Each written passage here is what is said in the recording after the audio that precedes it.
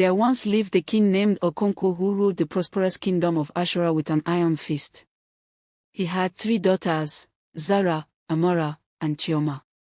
But it was Chioma, the youngest, who was the most beautiful, so beautiful that men would travel from distant lands just to catch a glimpse of her face. The king loved Chioma obsessively. He built her a palace of gold, dressed her in the finest silks, and declared that no man in the kingdom was worthy of her hand. He hired 12 guards to watch her day and night, and forbade her from leaving the palace grounds. "You are too precious," he would say, stroking her hair. "The world outside is full of wickedness. Stay here where I can protect you." But what the king didn't know was that Chioma had been secretly watching a young farmer named Danjuma through her window. Every morning, Danjuma would pass by the palace walls singing beautiful songs as he walked to his fields. His voice was like honey, and Chioma's heart ached every time she heard it. One night, during the festival of the moon when everyone was drinking and dancing, Chioma did the unthinkable. She escaped.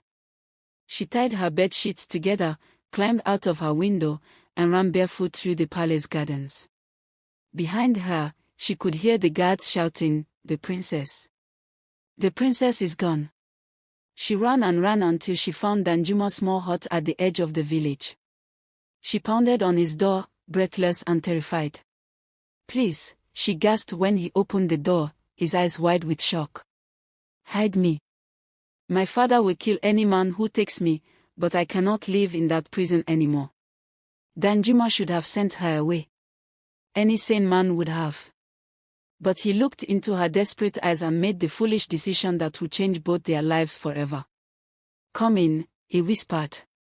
Quickly. Within hours, the entire kingdom was in chaos. The king's guards were searching every house, every barn, every well. The king was furious. He declared, "Whoever is hiding my daughter will be executed.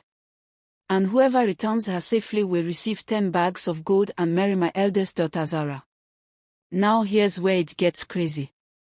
Zara, the eldest sister, was jealous. She had always been jealous of Chioma's beauty, of their father's favoritism, of the attention Chioma received.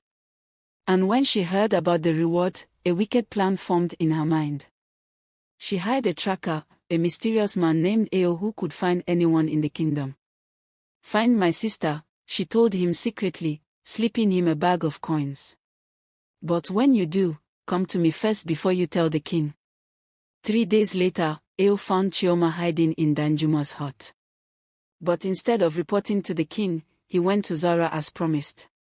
That night, Zara went to her father's chamber. "Father," she said, kneeling before him with fake tears streaming down her face. "I have terrible news. I've discovered where Chioma is, but you must prepare yourself for a shock." "Where is Sh?" the king roared, jumping to his feet.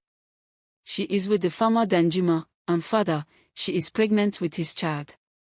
The lie fell from Zara's lips like poison. But it was a clever lie, one that would ensure Chioma could never return to her golden palace, one that would destroy her in their father's eyes forever.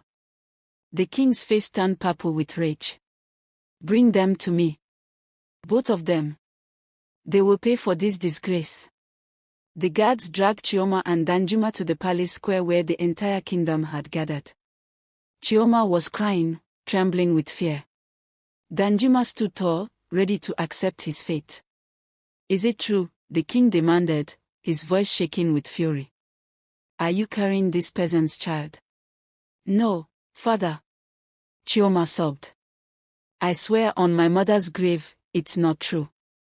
I have been with him only 3 days, and nothing improper has happened. He only gave me shelter." But the king wouldn't listen. He had made up his mind. "You have disgraced me.